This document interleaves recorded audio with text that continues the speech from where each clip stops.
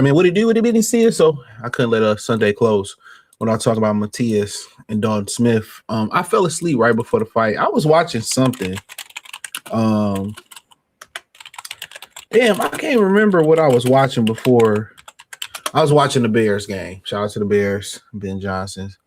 I was watching the Bears game. All right, that's what I was doing.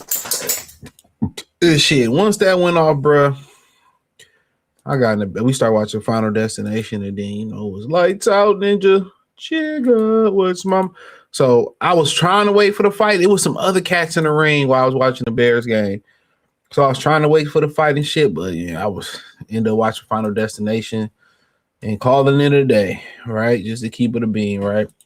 But Kobe has sent a voice message. You know what's so funny about it, bro? I think Kobe sent that voice message before I even went to bed. So the fight was over. I went to bed, but we was watching Final Destinations. The sixth one was pretty good, right?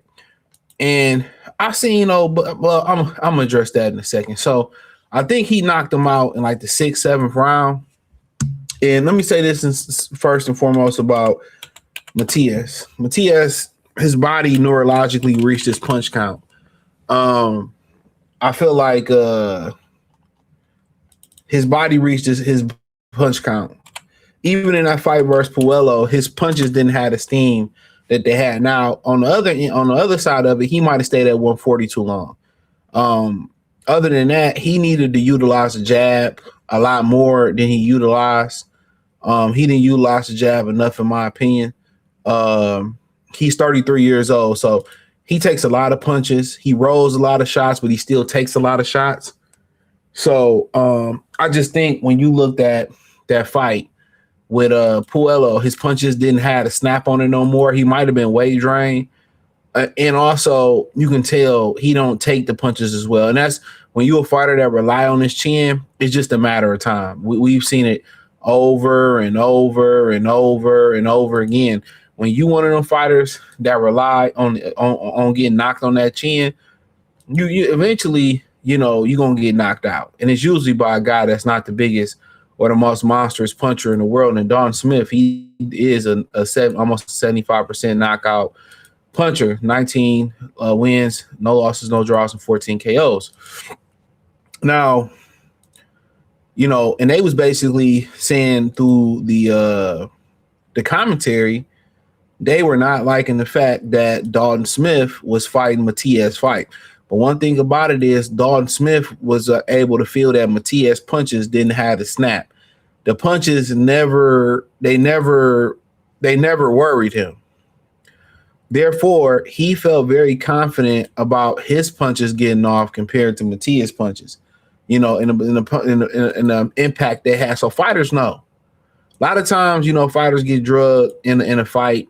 Okay, they get drugged in a bloodbath, and the thing about the bloodbath is they get drugged in that type of fight, and they're not successful.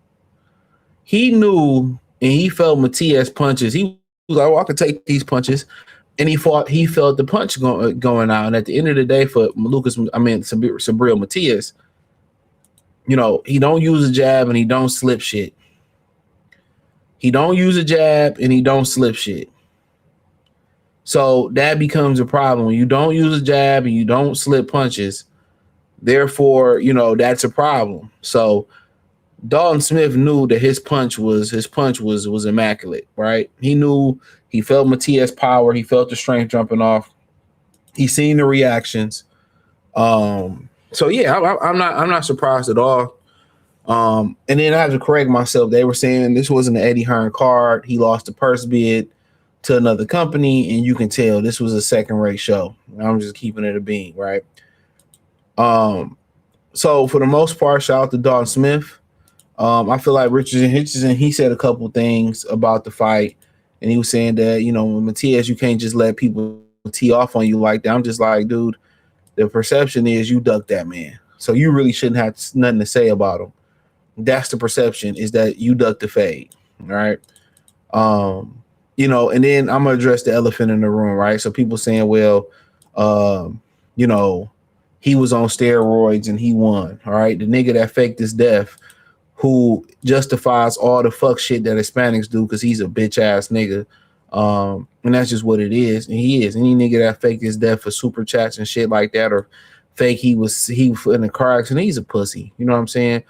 He justified T.O. being a racist. He's a pussy. He was trying to say, well, we shouldn't justify who said the N-word. Shut up. Stay in the Hispanic world. So the thing about this is this. Let me say this. Right. So people say, well, he was on steroid. Well, obviously he got caught.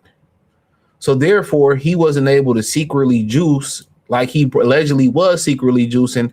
So if he got caught and he couldn't take the juice no more, doesn't that prove the point? Doesn't that prove the point that he needed the juice? You know what I'm saying? And at the end of the day, who knows? Some people just take the sauce just to lose the weight.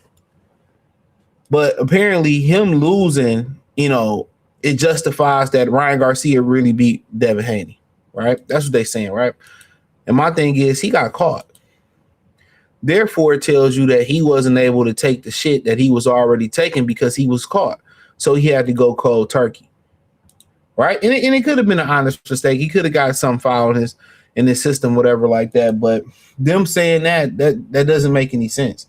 Because if he no longer was able to take the steroids, right, and they made him stop in the middle of the training camp or a month or two ago, what does that tell you right then and there? And these idiots are stupid. So they acting like, okay, he went into the ring with the shit in his ass. No, they made sure that shit was all the way out of system. So at the end of the day, they just want to justify shit because these Hispanic fighters, they've been getting their ass whooped. That's what's been going on. On the grand scale of things, they've been getting hands, foots, and toes beat on their ass. So even people saying, well, you know, Ryan really beat Devin. No, he didn't. What do BoxRec say? He cheated. He failed the VADA test and he failed the New York State Athletic Commission test. So y'all are so thirsty for a victory that y'all got to use cheating. Brothers ain't got to do that shit. Y'all been juicing and cheating for so long, bruh, and we still been beating y'all motherfucking ass. And that's just the fact of the matter of it. When you can't say Hispanic without cheating, nigga, y'all from hand wraps to shooting shit up to y'all ass, all types of shit. Y'all cheat just to be able to compete. Y'all don't cheat to dominate. Let's just keep it a bean. Let's just keep it a bean, and we just keeping it 100. Then y'all put on this, you know, I don't understand English. I don't speak English. And yeah. We not justifying, you know, none of our fighters popping hot to win. Because you know what? We used to winning clean. We don't do that. Only y'all do that because y'all not used to winning. Only y'all do that because y'all not used to winning. We don't have to take moral victories. You know, we don't have to sit there like Virgil Ortiz scared to fucking fight because because y'all historically used to getting y'all ass beaten. We don't have to do that. We got belt the ass. And even when you go out in the real world, black men make more money than Hector. That's just what it is. Hector's at the bottom, not black men. Hector at the bottom with the full support of his community, full camaraderie from his community. Y'all work together. 20 of y'all live in a household together, and I admire that. We do this shit despite we do this shit with pistols at our head. The little shit y'all dealing with ICE, bro. It's been ICE on the black man, you know, since we came to this country. Let me say it again. It's been ICE on the black man since we came to this country. So all that, we got, man, then we had a target on our back our whole lives. And the truth must be told.